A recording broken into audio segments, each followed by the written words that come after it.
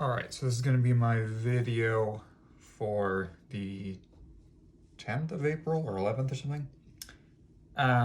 Yeah, so I'm going to basically pick up where I left off. I realized I didn't really do a very good example of the Faraday's law. I sort of didn't talk about the direction very much. I didn't do that, but the first thing I'm going to talk about is, and I totally forgot about this, the fact that we talked about electric field coming from sources, right? We talked about you have a point charge and you can kind of find the electric field that comes out of it. And obviously we know that if it's a positive charge, then the electric field comes out of it and radiates away from it. Hopefully you can see, yeah. That looks really messy. This means positive here. Anyway. But what about a wire? We know, I shouldn't say that. I should say, what about magnetic fields? And the answer is a wire. So the source of a magnetic field, the only source we have, because we know that, that's the little plot. Actually, no, that is what I want. This is equal to rho enclosed over epsilon naught. Sorry, my handwriting is messier than I anticipated, but we also know that the divergence of E is proportional to the electric charge, but the divergence of B is equal to 0 because there's no magnetic sources. So how do you make a magnetic field? If there's no magnetic sources, how do you make one? Well, you can make one, you just can't make one that comes out from a point, okay? If you could, that would be called a magnetic monopole, which we don't have any that we know of. Again, it's not inconsistent with Maxwell's equations. You could just put a thing there and it would be actually work totally fine, but it just happens to be in the universe there aren't any, again, that we know of as of 2020. Anyway, but the main source of a magnetic field would be a wire of charge, because we know, why do I know it's a wire of charge? Well, we know that because it's in the Lorentz force, right? Q V cross B. So the Lorentz force just tells you what the forces of the things you can measure, right? Electric fields are basically, I don't know how much I want to say about this because I don't really know, but I believe electric fields and magnetic fields are almost impossible to measure, okay? What you can measure are forces. So if you say that I measured the electric field, what you really mean is that you measured a force due to some test charge that you know of, and then you divided them and got the electric field. So forces are, everything, so we can figure out about electric fields and what they do by charges. How do we figure out about magnetic fields? We can't just use charge because there's no magnetic charge, but this kind of behaves like a thing that takes a magnetic field and gives you a force out of it.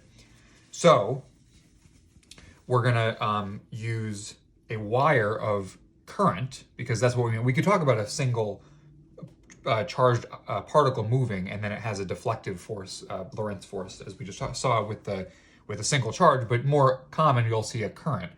And we want to use, essentially we're going to use, remember we used Gauss, so I'll just remind you. So this was Gauss's law. Gauss's law last time was that we had like a point, let's say, of charge, and we surrounded it with what's called a Gaussian surface, in this case a Gaussian sphere. And the reason we did that is so we could use,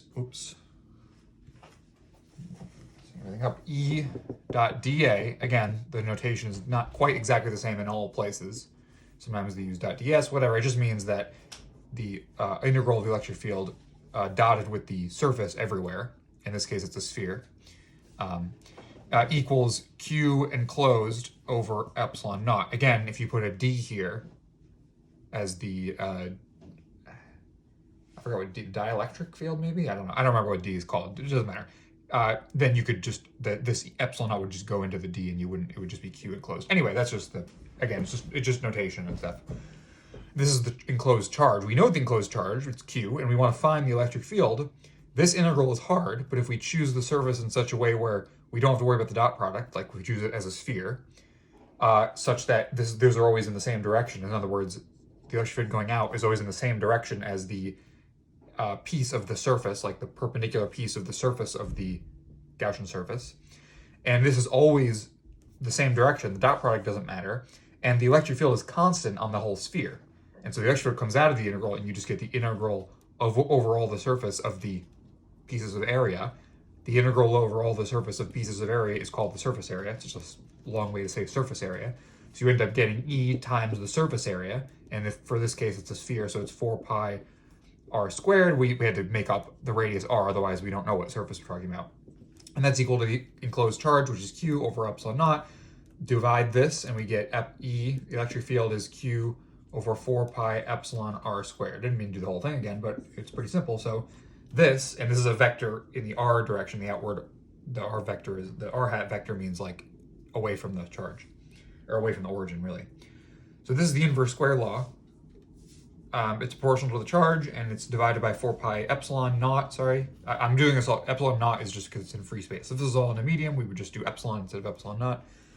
Anyway, that was Gauss's law, and I totally forgot that the other one we had to do, actually maybe, did we? I have no memory of this. So the other one we could do where we have to use the same exact trick is Faraday's law, where Ampere's law. I always, Ampere and Faraday, I'm not going to get confused the whole time. So just, whatever. They might as well be the same person. So Faraday's law has B dot dl over, what do I want to call this? I don't want to call it L again. I'll say D for like disk or whatever. Okay, whatever. Is equal to mu naught times I enclosed. I think I mentioned this last time. I don't remember if I did an example, but I'll just do one anyway. We might as well. This looks very similar, but instead of the area here, we have a L, and instead of epsilon naught, we have mu naught. Again, this is another place where I'm choosing to use B and then put a mu naught here. You might see this law written with an H, and then the mu naught, it gets absorbed into the H, right? B over mu naught is equal to H. So you might see this too. I like to keep things what I think are as simple and just write everything in terms of B and E, because I think those are the easiest to remember. It's just easier to remember, I think, because E is obviously E is just called the electric field, but B is not usually called the magnetic field. It's called the magnetic flux density, but it's in units of Teslas, which is what we usually care about with magnetic field. So it sort of really should be the magnetic field. But anyway, we're not getting into that. The point is, this looks very similar. Just keep in mind that it's not I over mu naught. Remember, the Gauss's law had Q enclosed over epsilon naught. This is multiplied. So just keep that in mind. It's just, again, another little convention thing. Now we have to choose this surface that we're going to do the dl of. Instead of a Gaussian surface, remember the whole point of the Gaussian surface is to make the integral easy. This kind is a different integral. It's a line integral. It's called an Amperian surface. I don't know if this is actually a word. People have said this. I've heard this before. So anyway, an Amperian surface just means one where you do Ampere's law easily, right? Just like Gauss's law. It's just like the Gaussian surface. But in this case, actually, sorry, it's not a surface anymore. I'm sorry, I made a mistake. It is not a surface because we're not doing an integral over a surface. We're doing an integral over a line. So it's called an Amperian loop is the actual name of it, loop. So what we mean is that we know that because of the right-hand rule, first of all, if they just ask you about qualitatively, forget about the law for a second, just qualitatively, we know from, what do we know this from? Let's say, well, okay. Let's just say there's a point here and we want to know, and this is all in the plane, right? This is just a flat plane. What direction is the magnetic field at this point due to this current? Okay, there's a current flowing. What direction is the magnetic field? Well, by the right-hand rule, we actually can just figure this out immediately, which is that if you have a current, use your right, this is my right hand. If you use your right hand to point your thumb in the direction of the current, your fingers will curl in the direction of the magnetic field. So at this point, right, your fingers are, my thumb is going this way, and how do I turn my hand? Well, I have to turn it toward the B, which is this way, and my fingers are going up, so the magnetic field is coming out of the board, right? What about here on the other side? Well, if I do this again, it would be like this, right? Yeah, that's the, you put your thumb like this in the direction of the current, and you point your fingers toward the point where you care about, which is this one, and your fingers will curl downward in the, perpendicular, so it would be going into the page like this. And as you can see, it's just basically magnetic fields go in loops around currents. And notice that, just think about that, what that means for a second. If the magnetic field goes in a loop, that's very different than what we had with the Gauss's law, where you had a point and electric fields were coming out of something, right? So if you imagine that, you can actually kind of visualize why this is true. This is true. The divergence of B is 0 because B is always going in a loop. Okay, that's another just fact that comes from this just geometric thing, comes from any vector field whose divergence is 0 always ends up going in loops. And the electric field does not usually go, it can go in a loop if you have a moving magnetic field. We'll see. Well, I don't know if we'll see, but if you play around with the equations, you can get the electric field to go in a loop if you want. But you can also get sources from it. This one, because there's no sources, it always goes in loops around things. But that doesn't mean that if you integrate the loop, you'll get something like 0. You will not. You will get something proportional to the enclosed current, just like Gauss's law. Just like if we take the integral of E over a surface, we'll actually know something about the charge inside that surface, even though we didn't actually do any integrals in the surface, right? The Gauss's law integral with the point charge, right? That was we did the integral over the surface of a sphere, but we found out something about the charge enclosed inside the sphere. So we're going to do exactly the same thing here. We're going to say, I'm going to take my Amperian loop as being the loop like this. Now, you're going to have to, this is going to be in 3 dimensions because everything with magnetic fields has to be in 3 dimensions. Okay, it's supposed to be basically a loop around, like coming out of the page around this, right? I'm just putting a direction on it for now. And let's say the radius is going to be r, so it's going to loop a loop of radius r. Now B.dl is going to be the magnetic field dotted with the L vector, which is the dl vector is sort of along the loop, right? Now we know that because the magnetic field wraps like this, so the right-hand rule around the loop, if we just define, dl is always a piece of the loop, B.dl is always like, they're always lined up, right? There's no angle between them because the B is always going around the wire, but so is dl. We're defining dl to go around the wire just like the magnetic field. So this, and we also know that you just, this is a thing you have to bring in from your knowledge of the world besides this, which is that the magnetic field is going to decrease as you get farther away, okay? And therefore, if you make it all the same radius, this B will be independent of this L. So we've gotten rid of the dot product by making the path L. I should really call this, I'm going to call this path capital L. So this loop is called capital L. And we made capital L. This is the thing you have to choose. When you do this integral, this is the thing you have to choose, capital L, the loop you're doing the integral over. We've chosen it such that dl dot B is always equal to just B times dl. There's no dot anymore. There's no geometry. Like there's the angle between them is always, they're always lined up exactly like this, right, around the whole loop.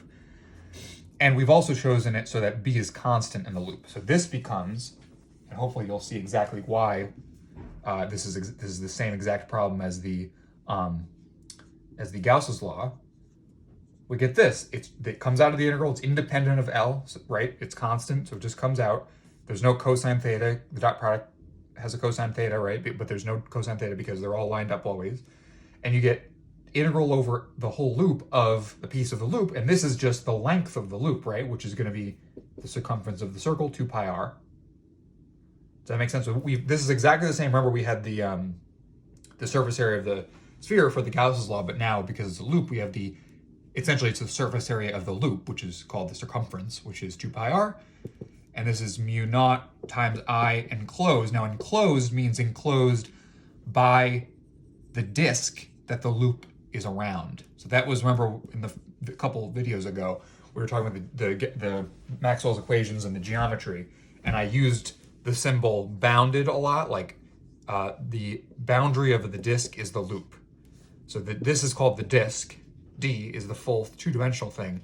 The boundary of the disk is called the loop, L, and when they say enclosed, the only reason you need to know what D is here is because you need to know what enclosed means. What does enclosed mean? It just means pierces the disk that the loop goes around, okay? That's a lot of words, so if you might need to pause and think about what that means. It's I just want you to know what enclosed means, because technically we didn't pass through any currents here, right? We went around a loop, we went around a wire, but we didn't go through the wire or anything. So you have to think about, we're doing a loop like this, but we actually care about the current that goes in the loop, right? I guess that's pretty sort of intuitive when you think it's surrounding the loop. It encloses the I guess it's kind of obvious. Never mind. I don't need to do all this nonsense. Anyway, so I enclosed now is just I, right? So it's mu naught I is this I that in this. Now I'm going to the particular problem here. And then we get that B, we can solve for B, is mu naught I over 2 pi r. That's sort of interesting. It's not an inverse square. It's just a regular inverse, 1 over r.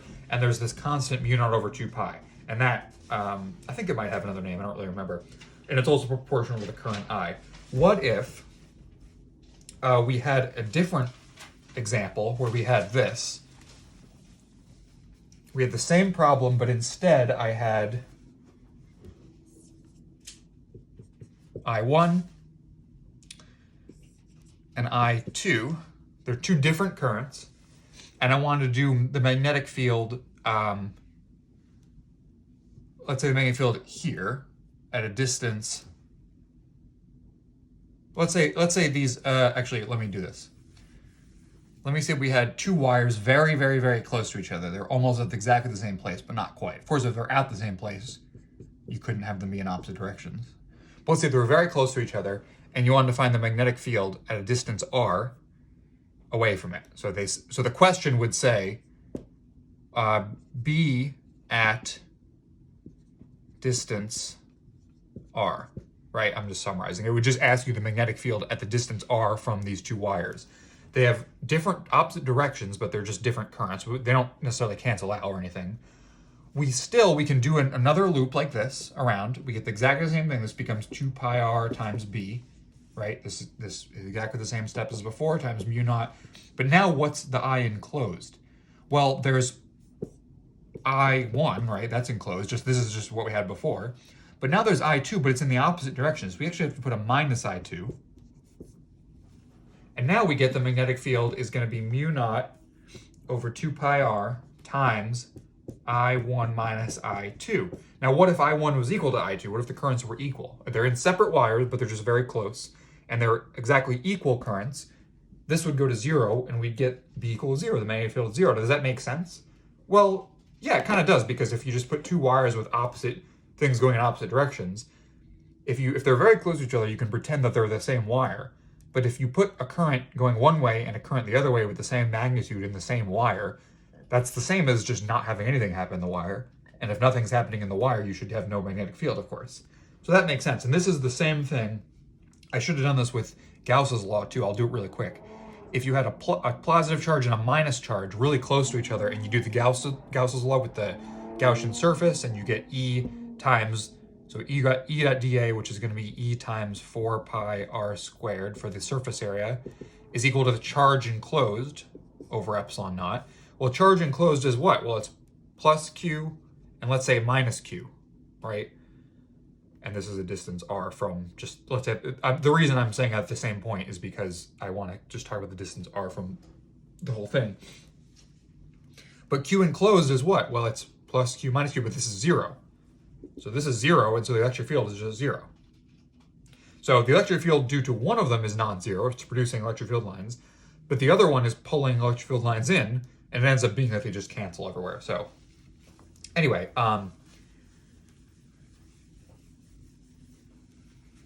okay. So that is Ampere's law, or I kept saying Faraday's law, but it's actually Ampere's law. Okay, another thing I want to mention real quick, though, just before I finish this topic, is the displacement current.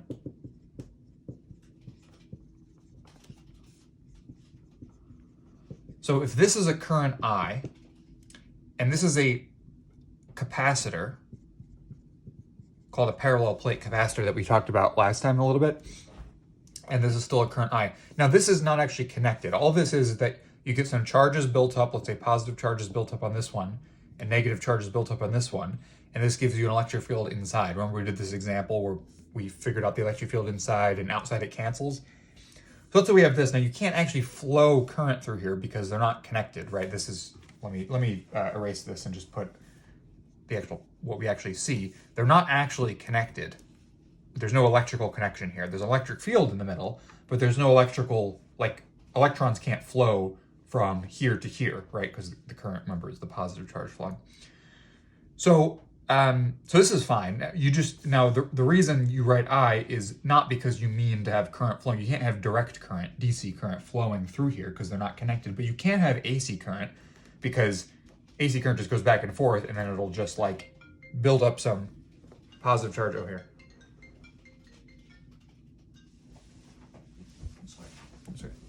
Sorry. You can build up some positive charge here and it gives you some negative charge here, and then etc. So you can have an alternating current here. But anyway, the point of this displacement current is just to say that if you have an Amperian loop here and you find there's a magnetic field that goes around, right, like this, right? Remember, every current here we can have a magnetic field. If you have a magnetic field that goes around the wire here and over here, what about in the middle here? What if you have a loop that goes like surrounds in between the plates? Like, it better be the same magnetic field. You'd think in some sense it should be the same. It shouldn't like go away here. There's no electrons flowing, right? So, but there should be some sort of magnetic field that goes around in the same amount here, right? Otherwise, like, how does it, you know what I mean? I don't know. It just seems like that should be the case. And the answer is that it is. And it's from the displacement current term in Faraday's law or whatever. I can't find it. Anyway, it's one of Maxwell's equations that has it has one of these in it. The dt, which is really like epsilon times dE dt or whatever. And that is just telling you that it looks like this. Right, this is the curl of B or something. And this is just telling you that this is like the current, and we used Stokes' theorem or whatever to find this in terms of the B.dl thing. Right, we did some kind of trick here. And this is the current, but it's not just the current, it's the current sort of or the electric field change.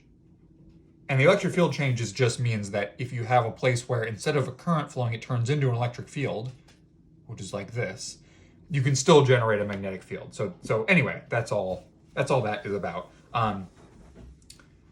Yeah, so you probably won't have a problem where you have to do something like this, but it's just basically saying that this B.dl equals mu naught times I enclosed.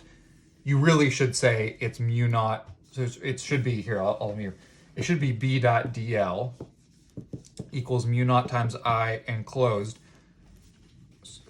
This is really messy, I'm sorry. Mu naught times I enclosed plus mu naught times epsilon naught times dt, right? This is really what it should be. This is the full thing. It's just usually we have no electric field. We only have a current. Or we only have this, maybe, and we don't have a current. In general, these are the problems you're going to see because these are just much more common to do. But it's just saying that you could have a gap in your current where you still have the electric field, and that just produces it in just the same exact way, but just with a different sort of mathematical expression. Anyway, so that's the displacement current. I just want to mention that too. Okay, and now we're going to do another. So this is the thing where I'm going to do the other example of the. Remember the thing I did last time where you had a loop and you had a bar, and this was all in a magnetic field. This is not exactly the same as what I did, because last time I did the magnetic field coming out of the page. This time it's going in. This is B, a magnetic field, and this was a big wire, and this was a metal bar, and it was being slid out, and you had to find. We found what the direction of the current, the induced EMF, and then we found the current using the resistance of the wire. I'm going to do a slightly different problem to illustrate, because I didn't really talk about the direction very clearly last time. And so I'm going to say this region is all magnetic field coming into the page now. I'm just making this up, doesn't, right? So magnetic field is going into the page here. And what I'm going to do is say that I have a loop of wire and I'm pulling it out of the magnetic field with a velocity v, and we're going to have to find, and it has resistance R, so I'll put R here. We're going to find the induced EMF and the current I, okay, and the direction of the current, okay? All right. So to do that, we use what's his name's law? Faraday's law or whatever? I don't remember the names. This thing. This is, again, I'll repeat, and this we talked about before, but I'll say it again. This is the induced EMF is the minus of the change in magnetic flux over time. Okay? The magnetic flux, this minus sign is important too. This is called Lenz's law. I'll talk about this in a minute. It's not, I think he wrote in the PowerPoint lens with a T, but that's not correct. It's lens, like with a Z, L-E-N-Z. Anyway, this is, I mean, really it's the integral of B dot dA. And remember, this is not what we just did. We just did B dot dL. So just keep those in my mind. This is B dot dA. B dot dA, it's not closed integral or anything like that. It's just B dot dA. We know it's not closed because we're gonna do that in this plane, in this region here, and this is not a closed region, right? It's not like a sphere. It's just a box, right? B dot dA, that's it, right? And this says the induced EMF is minus ddt of B dot dA. Now this will almost always become something nicer, because we will talk, because in this case, we're gonna do the same thing where we pull something out of the integral. B goes into the page, but what does A do? Well, I'm gonna say that A is like the vector that comes out of the page. I don't wanna write this. So dA is a little piece of this region A, so I'll call this region, I don't wanna use A again. I can't use B either. I'll call this region alpha. Alpha means this whole box here, right? Remember, this is just a loop of wire. There's nothing inside of it. This is empty space inside. But the region is going to be called alpha, and we're going to integrate over alpha to get the magnetic flux through alpha. So this is the magnetic flux through alpha will give us the EMF on the wire that bounds the region alpha, right? The wire that bounds it is just the wire we're talking about here, okay? So just to keep everything straight. This is the EMF around the wire, in the wire, this way. Maybe it goes this way. And this is the magnetic flux through the region that it bounds, which I'm calling alpha now. So, and I'll say has a velocity v. I'll call this length L. This whole thing length L, and I'll call this length W. So this is the length and the width. And B dot dA would be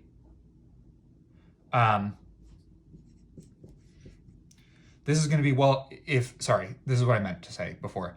dA is a little piece of the area A, and it has a vector, and it always goes perpendicular to the region that I'm talking about. Now, I could actually choose it to go out or in, because they're both perpendicular. I'm going to choose it to go out of the page, meaning upward, just because I think you should always choose that, because otherwise you'll get confused. Otherwise, when you do the right-hand rule sometime, you always want to do this.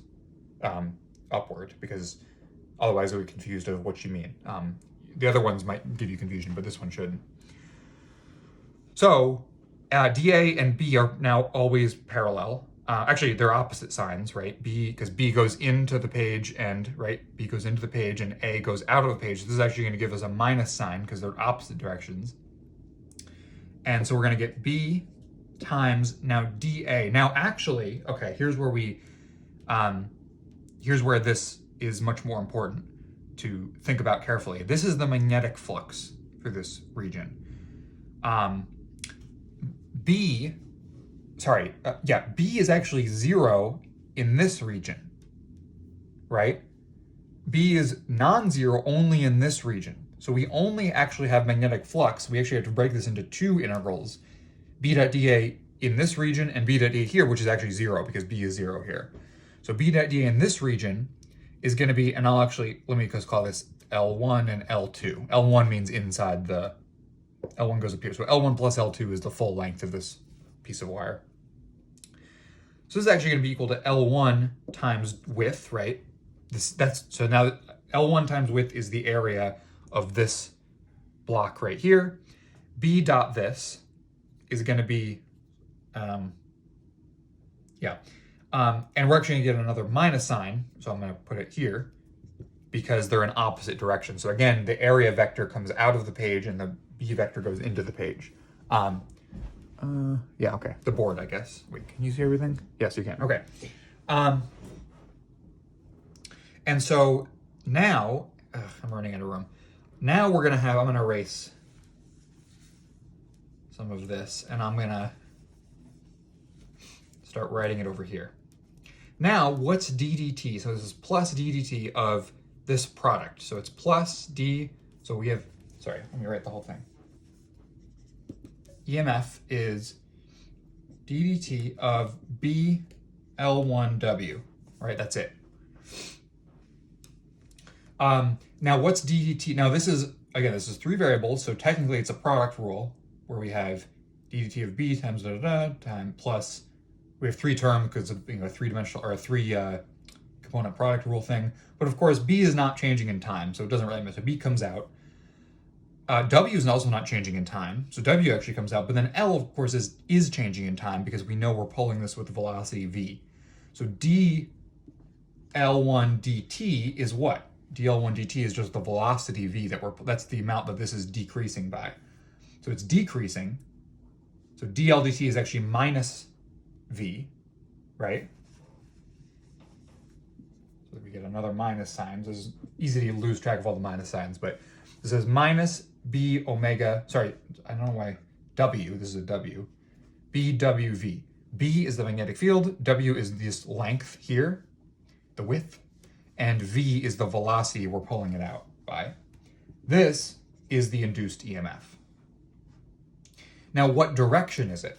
Now we get to use our right-hand rule. Remember, A was upward like this, so minus, so this is the value, but the induced EMF is going to be the opposite direction, which is this way. So remember, your thumb will point in the sort of conventional direction. So EMF being positive would mean the EMF goes in the direction of the same as the area vector, which goes up. Because it's a negative sign, it goes in the opposite direction, which is this way. So the EMF is induced going around this way, and then if we want to use V equals IR, EMF is actually equal to the voltage, which is equal to IR, right? This is Ohm's law. Then if we know the resistance R, we can divide and we get the current, which is flow in that same direction. So the current would actually flow this way, which is clockwise. The important point here is, so I'll erase this math now because I just want to say what the important qualitative point when you're thinking about this is. The important point of this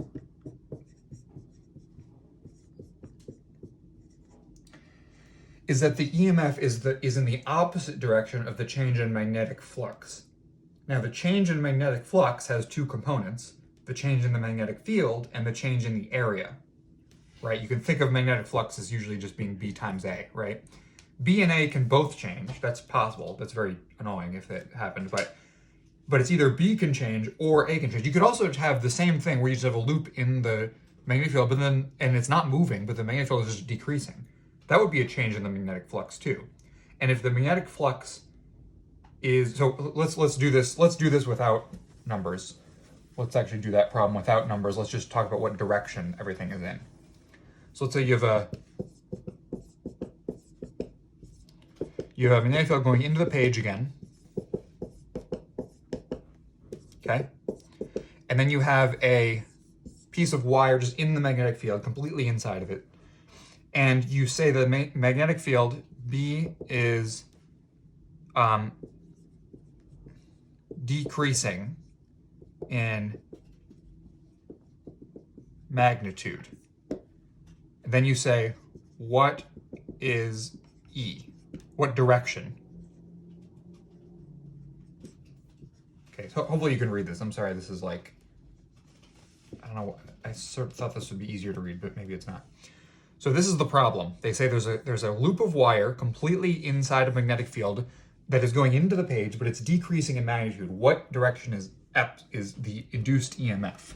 Or what direction is the current, they could say. That would actually be a better thing, because, well, anyway, I won't get into it, but what direction is the current? Well, if B is decreased, so first of all, we have to find the magnetic flux, the change in the magnetic flux. What's the change in the magnetic flux? Well, area is not changing. Area is constant this time, right? Remember, the other problems, area was changing, but now it's constant. B is doing what? Well, B is decreasing in magnitude, but is going into the page. So what direction is B increasing in? If B is going this way. Does that make sense? Make sure you understand this particular thing before you go on. If B is going into the page and it's decreasing in magnitude, with the change in B, it's like delta B is actually going upward out of the page. Delta B is out of the page. Okay? Because if you want to decrease the into the page part of B, you have to get a component out of the page so that it eventually can go to 0 and then come out of the page maybe, right? So the delta B is going out of the page over time. That means that dB dt is upward. Now it's d dt of B, sorry, a lot of letters here. This is really minus d dt of B times A. We said A is constant, so A doesn't matter. B, d dt of B is going upward out of the page, but we have a minus sign, so we have to flip it again. And that's it, and that's E. So E is going to go this way. Okay. I will post some examples where they show this, and so make sure you can go through this again. I'll go through this exact thing one more time, which is that we have an initial B going into the page, and they tell you it is decreasing in magnitude. That means that the change in B over time, because the only thing the EMF depends on is the change over time of B and A. It does not depend on the values of B and A. The value of B is into the page. The value of A is whatever it was, right? When we had things being pulled out of the magnetic field or a bar being slid or whatever, A was changing. It was either increasing or decreasing, right? B is either increasing or decreasing, right? It's either increasing out of the page or it's increasing into the page, right? That's the only things it could be. If it's not doing either of those, and A is not doing either of those, EMF is 0.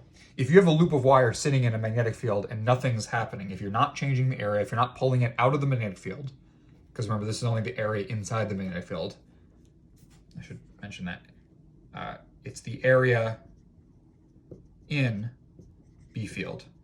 We just saw that with the last problem. Remember, it was partially outside, so we only had to consider the part inside.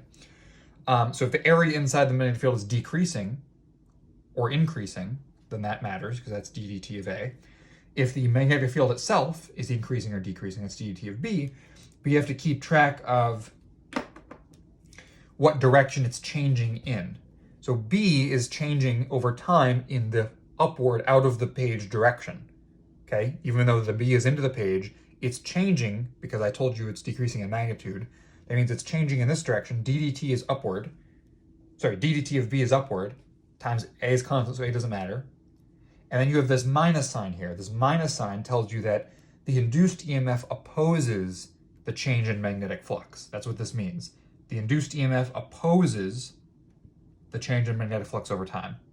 So the change in magnetic flux over time, we said, is out of the page.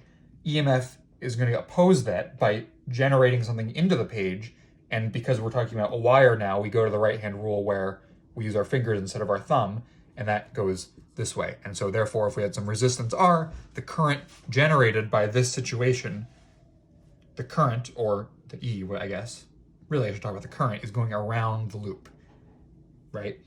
And that's weird because there's no batteries here. We didn't put a charge here. We didn't put a source, like a battery or voltage source or anything anywhere in this wire.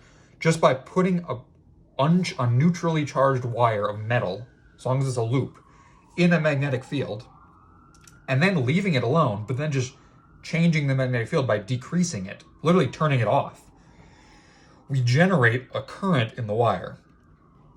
And if you watch, there's the Khan Academy videos, there's a few about electric motors and stuff, and they talk about this. This is basically the principle. This is induction, and that's how motors and all this stuff works. So just, you can keep that in mind. So anyway, so we did an example where B changes, which is this one. We did two examples where A changes, but just keep in mind that the direction, it can be given, and the direction is actually kind of a more, just because you can do all the, if doing the actual algebra is really confusing for you, which I don't blame you, you should make sure you understand the quality of the direction of things, because that's sort of more conceptually difficult thing to understand. But it's, less annoying, I think. It's more interesting. It's a more sort of, you'll remember it for longer. Okay. So that's Lenz's law. Lenz's law, by the way, is the fact that there's a minus sign, because Lenz's law just says that when you have situations like this with a wire, the induced EMF opposes the change in magnetic flux. Why does it oppose it? Why doesn't it not go with it? I don't know. That's just how the world works, but that fact is called Lenz's law. Okay. The next thing is about EM waves. There's not much I'm going to say about this right now, just because it's kind of done pretty well in the PowerPoint he used, and it's also just sort of like it's basically just taking things we've done before with waves and applying them to electric magnetic fields instead of, and we're still using the same things like K and omega, right? So it's doing this with K and omega. The moral of the story is that you get, if you use Maxwell's equations with no sources, right, meaning no currents, no charges, I guess that's it, no currents and no charges, you can plug them into each other and get this type of thing. This is a Laplacian, which just means ddx squared plus ddy squared plus ddz squared, right? So this is the spatial component. This is the time component. This is where the velocity goes. We can find the velocity by, let me finish this first. The solution to this is E naught times e to the I k dot r. I'm going to use r. You could use x too if you want, but minus omega t. This is just a wave, just like we had before, where k is 2 pi over the wavelength lambda, right? And k squared, just by plugging in this to this, we get k squared is equal to omega naught, mu naught epsilon naught omega squared. And then if we know that v, velocity of waves, is always the frequency times the wavelength, if we use this fact and the same one about omega, it's just omega is 2 pi over f, we get the velocity is 1 over the square root of mu naught epsilon naught. So let's try to compute. This makes sense because these waves are about electric fields, and also there's one for magnetic fields too. It's exactly the same. But it's, we'll see. But it has these constants that make sense because this has the constant for magnetic fields, this is the constant for electric fields. These are things you can look up. If you multiply them together and take the square root, you'll get something with units of meters per second, so that's good. You can check that. Please do check that if you, you should probably check it just to make sure you understand these units, because they're kind of in weird units like Teslas and Henrys or whatever, right? You'll have to look those up. But anyway, you'll get that this is going to be 3 times 10 to the 8th meters per second. This number, if this doesn't mean anything to you, you should look up the speed of light, because this is exactly equal to the speed of light. And now that doesn't mean anything by itself, but it turns out that this is exactly what light is. Just because two things are the same number doesn't mean they're the same, but they actually are, and in fact, the same. Light itself, photons, what we called, are sort of the quanta. We're not going to get into all that, but it's sort of the package that is one of these waves. In the classical world, where we don't have quantum mechanics, we don't have photons, but we do have light, right? They just behave as waves, and they have this property in addition to a magnetic field. And so what do they look like? Well, you could see much better pictures online, but You have an electric field going up and down like this. We know it goes up and down because it has this form. This is the solution to this equation. And a magnetic field that goes, and I'm not going to be able to draw it correctly, but it's going like, actually, sorry, and this way, and this way. The point is it's perpendicular. I'm not going to keep drawing it. This is E. It's going up, it's in that sort of up and down direction. B is in the forward backward direction, or I guess it's like sort of at an angle here. That's B, or H, it doesn't matter because there's B and H and E and D are all the same direction, right? And this is called the pointing vector S, which gives you the power if you actually compute it. It's E cross H star. The star means complex conjugate. The reason it's there is because the power, the magnitude of, actually no, you don't have to do this. The magnitude of this vector points in the direction, well, E cross H means the output is going to be perpendicular to E and H, right? If E and H are this way, the output is going to be, so it's basically pointing vector is going forward. It's sort of in the direction that you're going, that the photon is going, or the wave is going. And the magnitude is going to be the power, and the power has to be a real number, and that's why we have this, which is generally complex, right? E to the I something is a complex number. And so you have to multiply by a complex conjugate. When you do that, you always get a real number. That's the only reason there's a star here for complex conjugate. Don't worry too much about it. I mean, really the complex conjugate of this, so E star, if I was going to take that, would just be E naught times E to the minus I K R minus omega t, right? So you just put a minus in front of all the i's. That's how you do complex conjugate, just in case you ever need to do it. Okay. Good. And now what if you're in a no, this is what I mean by, like, I'm trying to go through the highlights here because the details are all in his slideshow, and you should go through the examples, but I'm just going to go through the highlights because I want you to, if you're lost during that, going through the details will not help you. You need to understand the basics before you understand the details. And so I want to help you understand the basics. If you're in a non-conducting medium, okay, non-conducting medium, the reason non-conducting is here is because, remember we said to get those waves, there are no sources of charge, there are no charges and there's no currents, okay? That's fine, but if you're in a conducting medium, you can generate currents, right? You can just have like a metal. If you have a metal, just because you don't put any currents in it doesn't mean that currents won't just form when you put waves through them. If you put an electric field in something that's conducting, you will get a current. If you, okay, I'll do this. I wasn't prepared to do this, but conducting.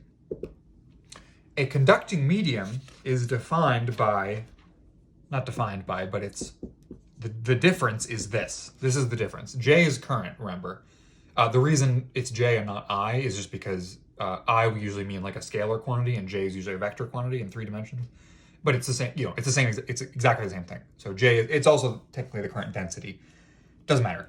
This sigma here is called the conductivity. And this is the electric field. Now, in both of these, again, we're talking about electromagnetic waves. To get from, so this is EM waves. To get the result of EM waves that we did in the beginning just a minute ago, well, I didn't derive it, but I showed you the answer. We assumed there were no charges and no currents. So how come I'm writing a current here?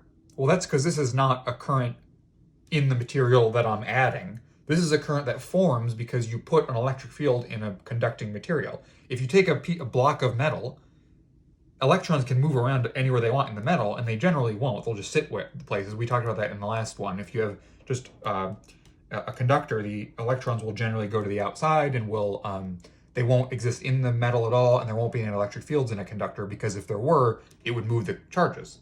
And the point is that then the charges would just move somewhere, right?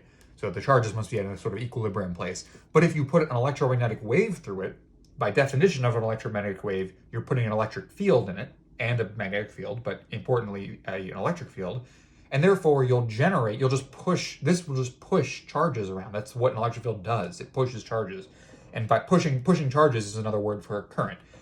So this is the whole point of what a conducting material does. This is sort of the difference. This is the difference between this and this. Let me go back to non-conducting now, because the non-conducting part applies to the conducting, but we don't usually care about them both. In the not conducting, the main thing is epsilon naught we replace with epsilon, just epsilon, and mu naught we replace with mu. The difference is that epsilon naught is permittivity of free space. This is the permittivity of whatever material you're talking about. Permeability of free space, permeability of whatever material.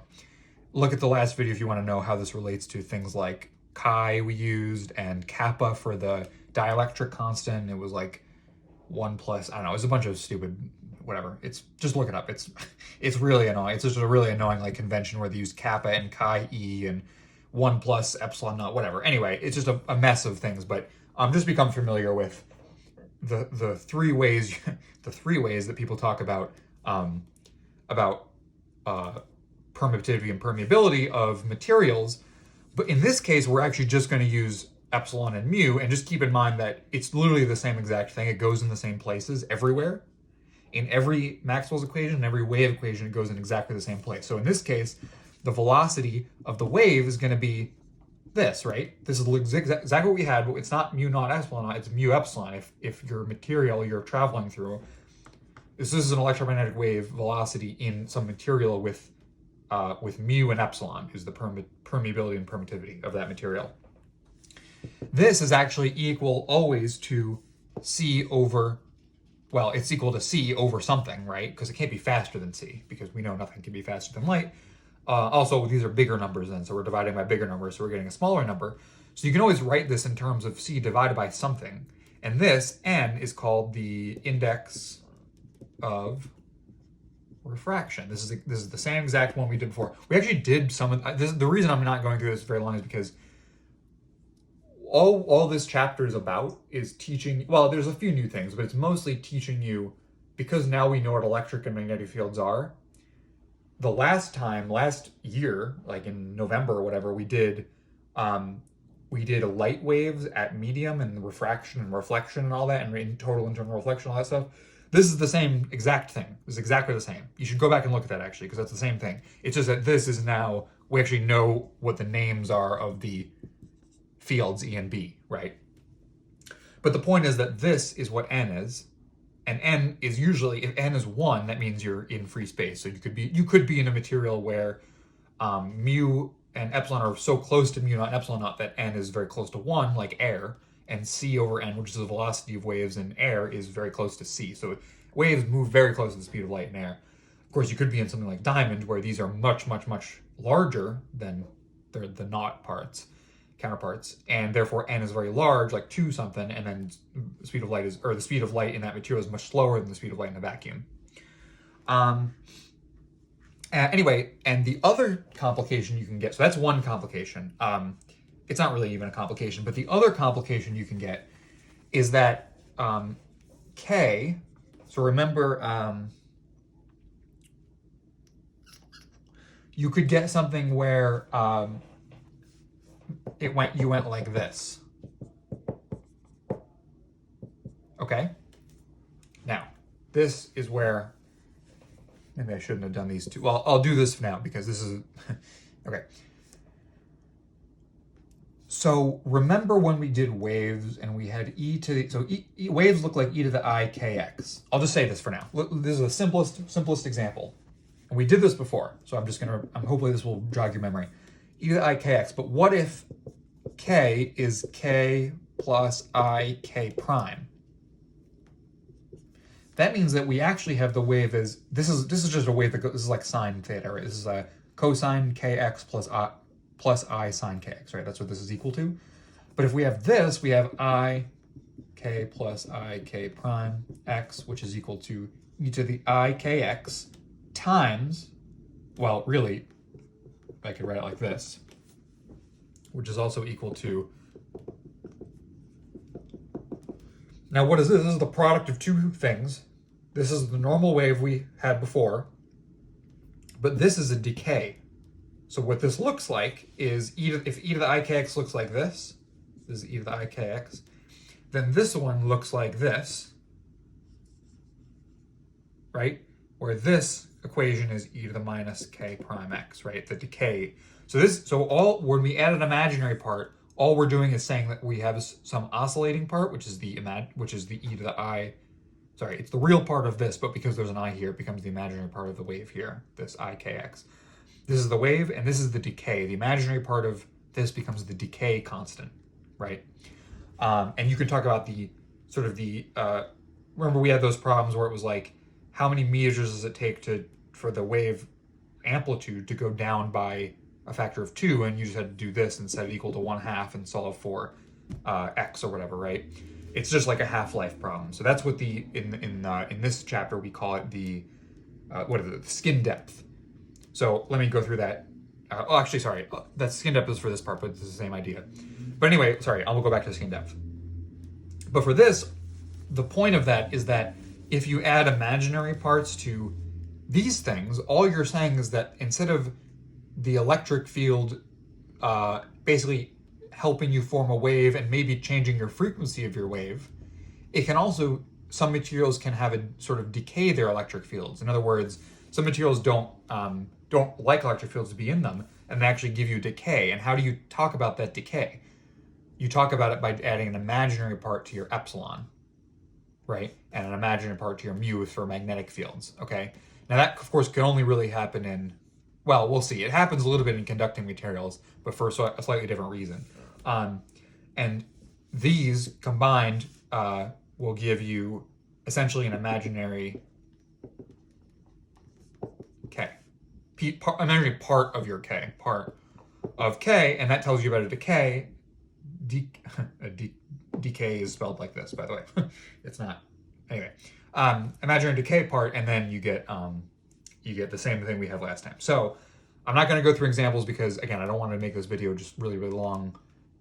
I think the PowerPoint is very good, but maybe it needs a little more context. So hopefully this will be some context. And then again, this is not going to be, I'll do another video. You have there's another weekend before the test. So hopefully next week I will post another video where maybe I'll go through some examples of this. But I just want to make sure you understand the examples in the slideshow first. And if you don't understand them, again, I don't blame you. It's probably because it's very fast. There's not really enough context. So hopefully this gives you enough context to understand basically what's happening and what previous things we've done that are similar, and maybe you can go back to those and sort of get a better idea and then go through the examples again.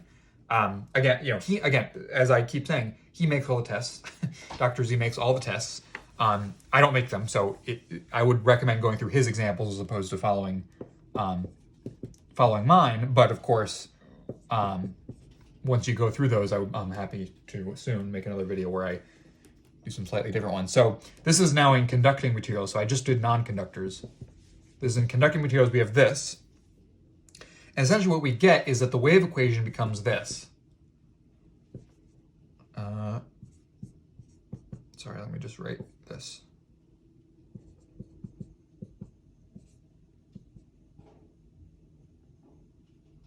Actually, I'm going to write it slightly. So this is how it's written in his thing, but I'm actually going to write it slightly differently because I prefer it this way. This plus mu sigma ddt of E. Okay, so now this is a very important thing I just wrote. This is the wave equation. Says that the second derivative of the position is proportional to the second derivative of the time. That's what a wave is. And this part is this inverse square root of the velocity or whatever it is, right? We did this one. And notice I'm not putting knots because I'm considering that maybe that it's not epsilon, it's not in free space anymore. Well, it's clearly not in free space because we're in the conductor. So I guess that's why. However, because we have this, we have another piece of the electric field, and that gives us this term here. Okay, and this, you can look it up. If you can look up the derivation of how we get this wave equation, and you just see that if we add J as non-zero, in, what is it, Faraday's law? I think it's Faraday's law.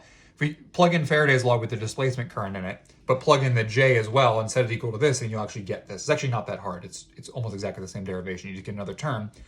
This is very important because it says that we have, let's hold off on why it's important. If we plug in the same solution, I'm not going to write it, but we plug in E equals epsilon, E naught times E to the I K X plus omega T or whatever it is, right? If we plug that in again, we get this equation.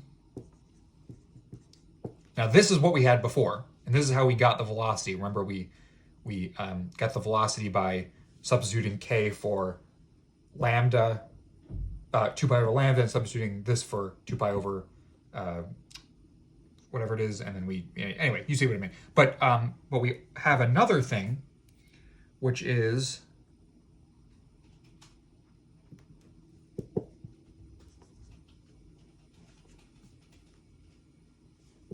this.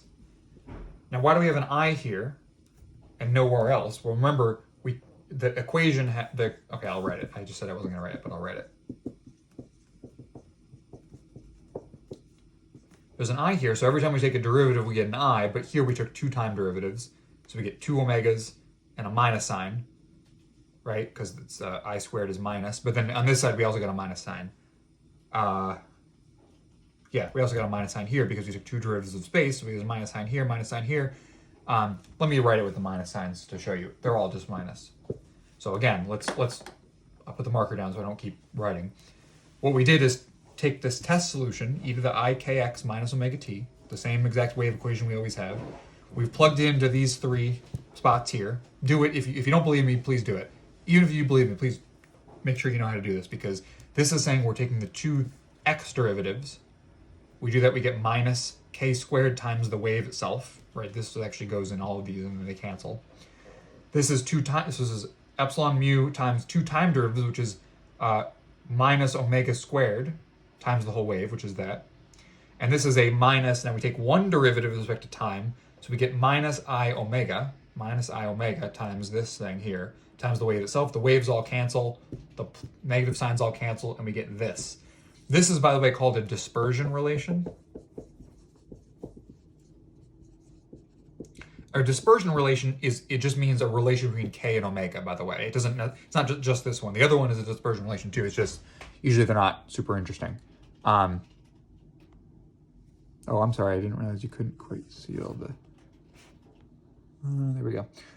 Okay, hopefully my phone doesn't fall. So this is a dispersion relation. Now, what is this here? Now, this is actually really interesting because what we actually need to do is find k usually to plug it in, right? And k is going to be the square root of this whole thing, right? So k is going to be square root of this, which is square root of mu e omega. Plus, now what's the square root of I? Well, it's actually, it's like 1 plus I times square root of 2 or some, I don't know, stupid thing. And then square root of mu sigma omega, right? Square root of I is, remember, so if we use the complex plane, real, imaginary, I is here. Squaring something means rotating it by basically doubling its angle here.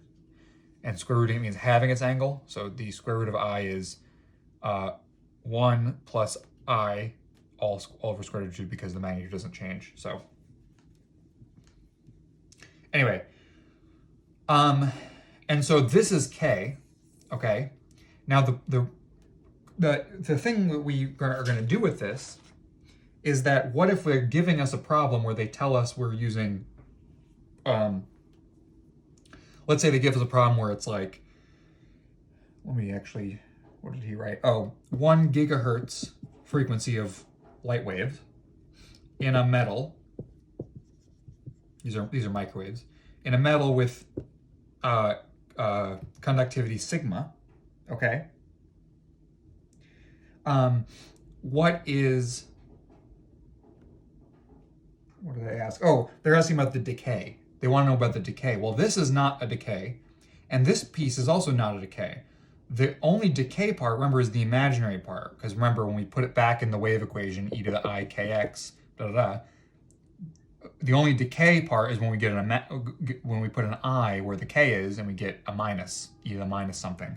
So the decay part is the imaginary part of k, which is going to be radical 2 mu sigma omega, right, times I is, but I said the imaginary part. And this is the important part. Now, also what's important is that the real part is if we're considering 1 gigahertz as our frequency, if we actually plug this in, this is 2 pi omega, right? Wait a minute. No, radians per second. Yeah, that's right. Yeah. Okay. Anyway, another important part is that this one. So if we forget about this term for now, if we pretend this doesn't exist, we have a 1 plus I all times. I'll put the radical 2 inside here. 1 plus I times this thing. This means that a wave has a wavelength of, well, it's not the wavelength, it's the wave number k. But k is 2 pi over lambda, right? So 2 pi over k is the wavelength. But then the decay is the same exact number, right? So in other words, we have a wave and a decay about the same number. And so this tells us that if this term is irrelevant, you get a decay very quickly with less than a wavelength, right?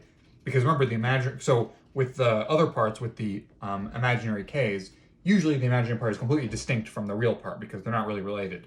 In these cases, because of this relation between the current and the electric field, we do get that they're related and they're actually the same they're the same magnitude, right? The imaginary part of k is equal to the real part of k.